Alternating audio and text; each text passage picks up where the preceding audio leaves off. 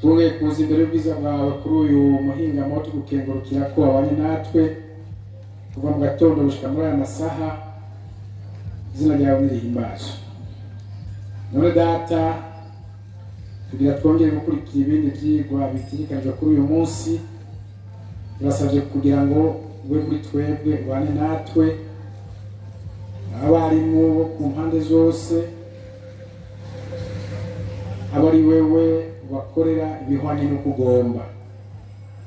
Turasabye kandi kugira ngo abatarashika mu kibanza barongore bashika amahoro. Bamaze gushika uduhe gutuza no gutekereza, twige twigishijwe nawe ibyo ugomba, kugira ngo bitume tuzoshika mu ijuru turongowe n'ijuru, kugira ngo twizeye mu izina rya Yesu Kristo. Amen. أعوذ بالله من الشيطان الرجيم. بسم الله الرحمن الرحيم.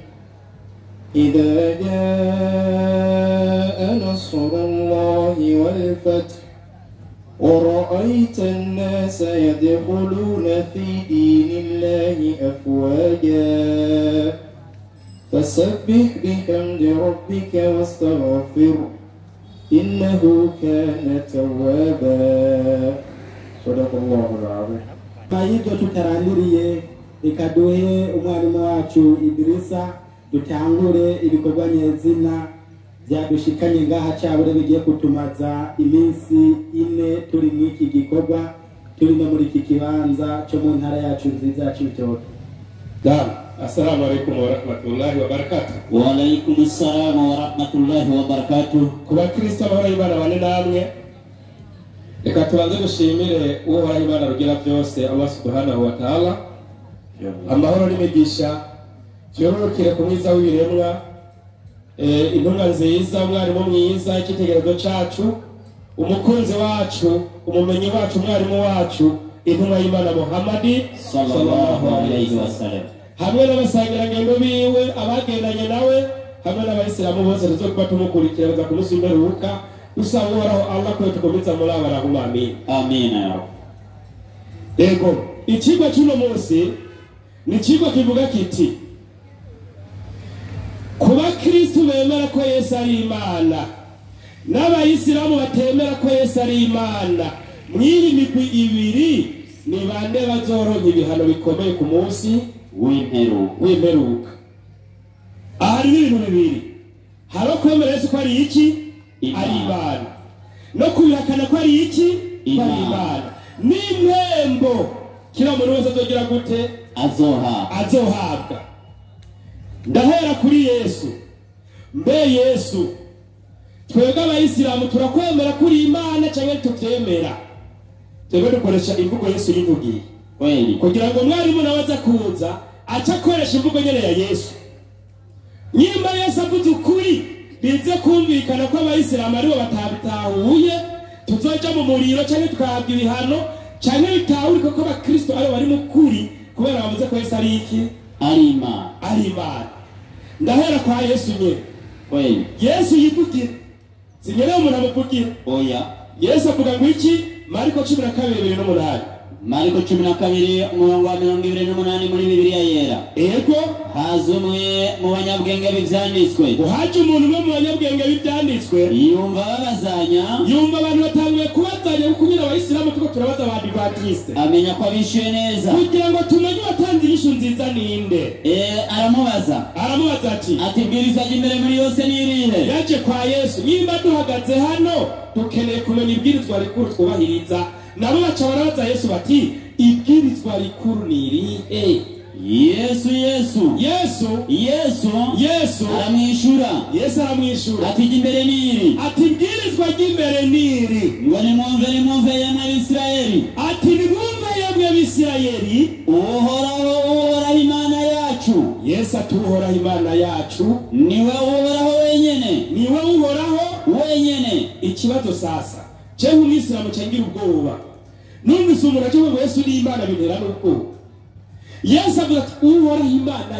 yacu. Yesu arimo ntawe urimo? Arimo. Cyewe umwisilamu cyangira ubwoba none aba bantu bavuga ko Yesu ari we Mana impembo yabo ku munsi w'imperuka izoba ari impembo imeze gute?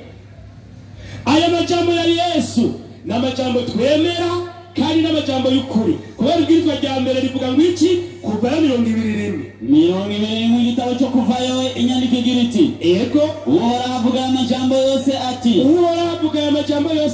Uhoraho Imana yawe yagukuye mu gihugu cya Egiputa mu nzu y'ubuja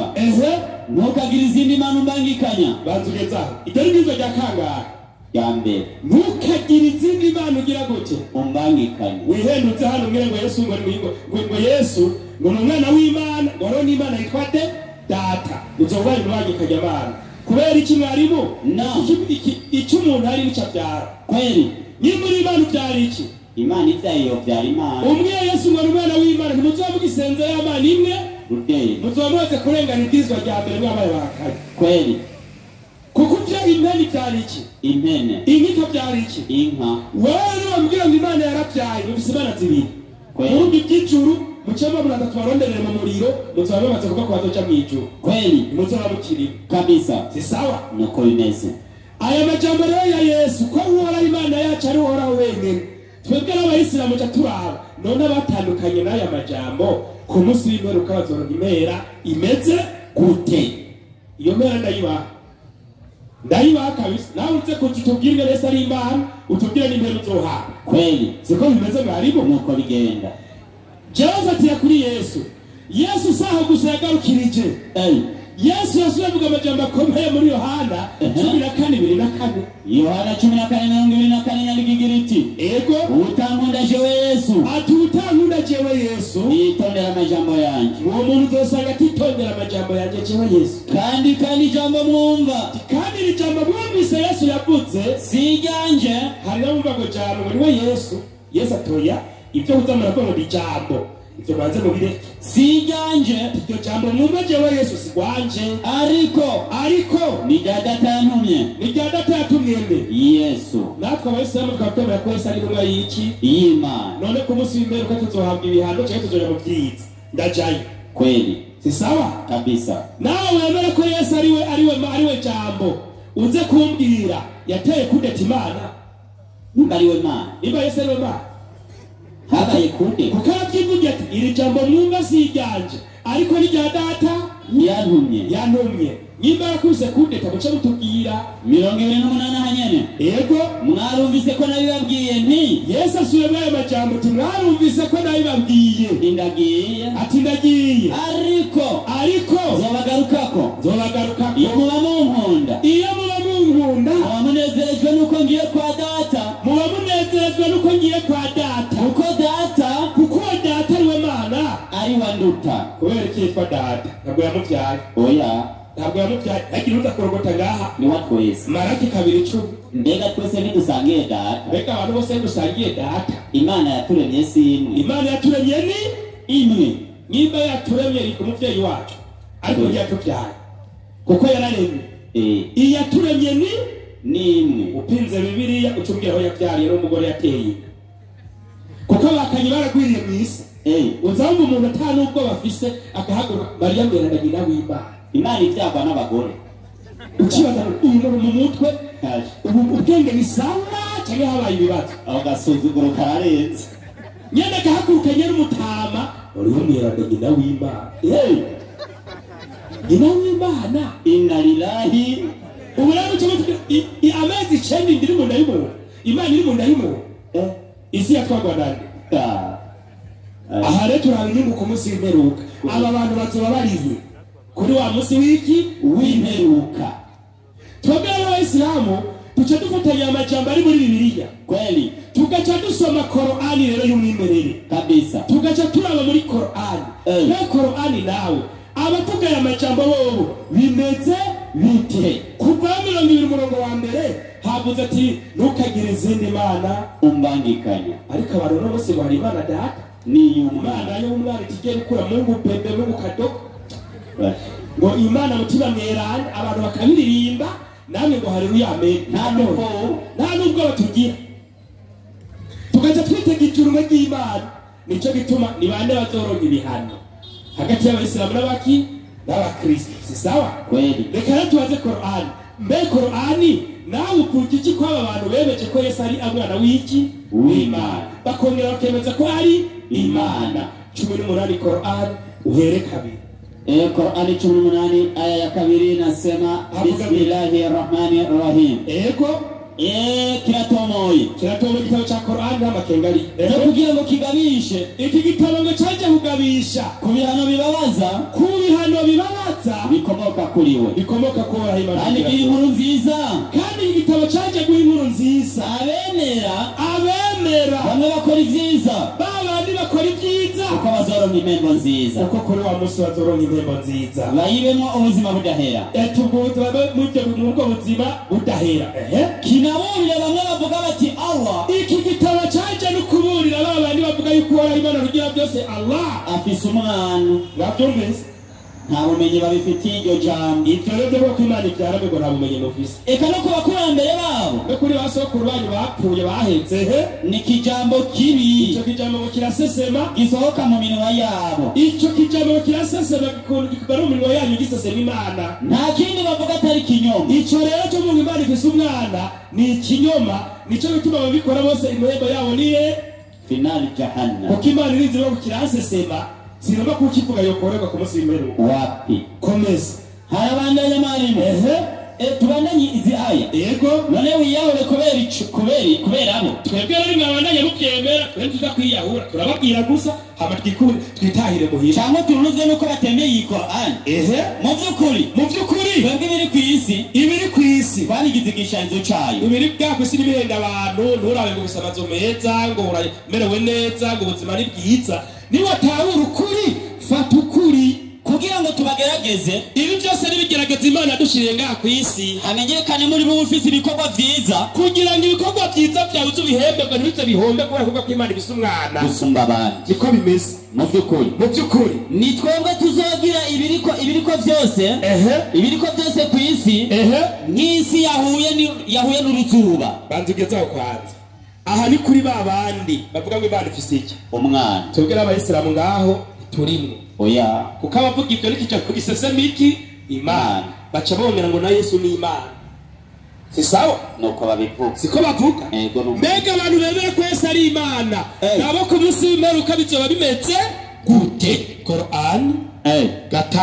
72 73 74 75 soni nyandiko 3 au 5 sawa kabisa suratul Maida 5:72 inyandiko igira iti mu by'ukuri baramaze guhakana bavuze bati ngo baramaze kuba bahakanye bamwe bavuga bati Allah uhoraho ni Masihi Mesiya mwene Mariya uhoraho ni Mesiya Yesu mwene Mariya igihe Masihi ubwiwe yavuze uti na Yesu ubwiwe yavugiye ati emwe bene Israeli yemwe abisirayeli nimusenge Allah sinabisoma ati nimusenge uhoraho Imana yanje akaba ni Imana yanyu yego atagukeka ubangikanya Allah umuntu atakuvuga ngo Yesu ni umwana w'Imana cyangwa ni Imana abangikana iki Imana komeza mu by'ukuri Allah yamuziririje ubwami bw'ijuru abo rero nta bwami bw'ijuru barindiriye Imana yamaze kugira umuziro kuri bo kandi ubushikiro bwiwe ni mu muriro udahera ubushikiro bwawe rero yamembe uzoronka mu gihe mbere ko Yesu ari Imana kandi ari umwana w'Imana nta handi uzoshikira atari mu muriro udahera kuko kubera iki nta butabazi buzoba kubahemutse abo bazoba bahemukiye Imana icyo kijambo gisesema iyo hemukiye Imana nta Imana yo gufasha mu by'ukuri baramaze guhakana bamwe bavuze bati baramaze kuba bahakanye bamwe bavuga bati Allah uhoraho Imana rugira byose Allah ari mu butatu bweranda ubutatu ni butatu ubuntu butatu no musuzugura none ko butatu nubo ngo bugize Imana ngora Yesu ndanamenye ubwari ubuntu ngo butatu bugize iki none nubo ngo ariko baratubwira nubuhenge Imana ngiri mu butatu ubuntu busuzuguritse abo nakindi barindiye niba ryo ku munsi w'imperuka komeza inyandiko ari mu butatu bweranda igihe atayindi Imana ikwiye gusenga by'ukurikira Imana imwe rudende abo nyine babyumvise ko aribyo bwirizwa rya mbere kandi bataretse ibyo badedemba yewe ibyo bimuze muradedemba ngo Imana ifise ubutatu mu by'ukuri abahakanye bazoshikirwa n'ibihano bibabaza aho nta kindi ngo rindire impembo ku munsi w'imperuka n'ibihano mbega ntibokwigaya kwa Allah kugira ngo ibyo bihano rero bibashikeko mbega mwebwe ba Adventiste muremera ubutatu cyangwa ntabwo mwemera mukanamusaba ikigongo nitwasaga mubwemera kugira ngo ntimuzoje muri ibyo bihano muce muza tubatoze ishahada munihane mubwe twaramenje ntituzosubira na kare aho ni wenye n'ikigongo nyene impuhwe kabisa masi Isa mwene Mariyamu Yesu mwene Mariya nta kindi yagizwe kiretse kuba intumwa yewe nta kindi Imana yamugize no kuri bene Isirayeli kandi imbere yiwe kandi n'imbere ya Yesu hari n'izindi ntumwa zarenganye hari intumwa ba Mose ba Dawidi ba Salomo ba Aburahamu abo bose bararenganye na nyina wiwe na nyina wa Yesu yari mu bakenyezi b'imvuga kuri Mariya yari imvuga kuri kandi bose babiri Yesu na nyina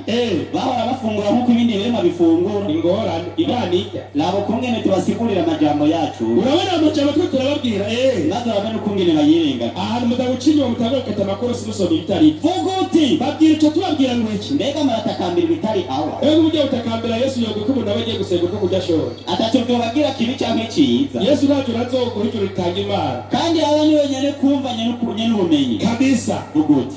emu mwahawe igitabo yemwe bakirisu nimwibonogoze reka kwibonogoza ariko musoma Bibiliya nimwibonogoze mu idini ryanyu mu bitagira ukuri iryo dini ry'Abadiventiste dukeneye muze mubwire abantu ukuri mureke kwimonogoza kandi ntimugakurikiza ibyifuzo by'abantu bazimiye kuva kera nimuca mutora biriya byabereye mu nama ya Nisera mu gupanga ubutatu bupanga n'abapadiri muca mugeraho muri abadive ngo nibyo ngo ukuri kw'Imana mutuzanye bongera bazimiza benshi hari abantu bazimije abantu benshi baranahusha inzira y'ukuri bahusha n'inzira y'iki y'ukuri abo rero Imana yabateguriye iki Korani 9 sura Tauba aya 34 sura Tauba aya 34 kabisa bismillahirrahmanirrahim yemwe namwe bemeye muvye kuri abenshi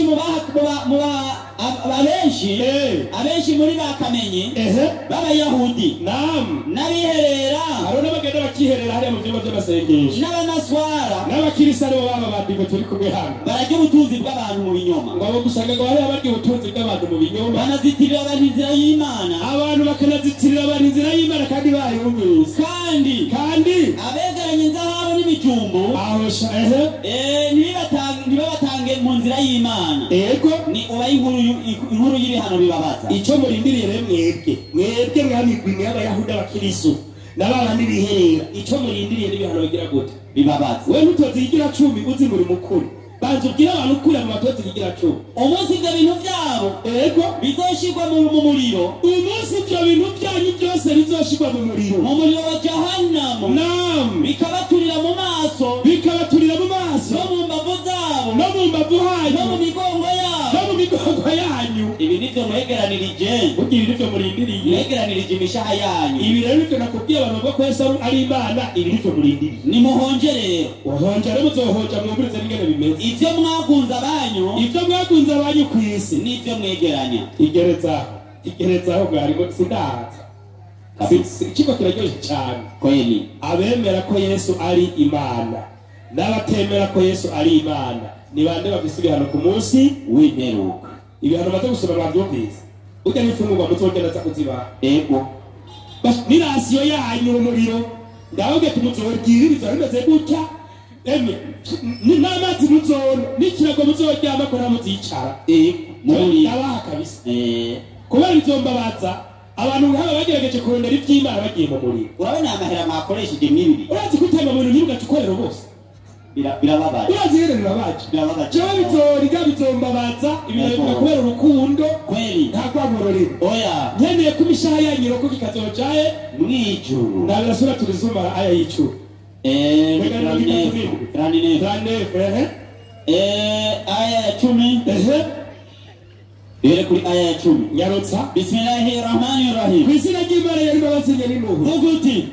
emwe basavyi banje Imana icibwira basavyi bayo iti basavyi banje mwemeye neza cyane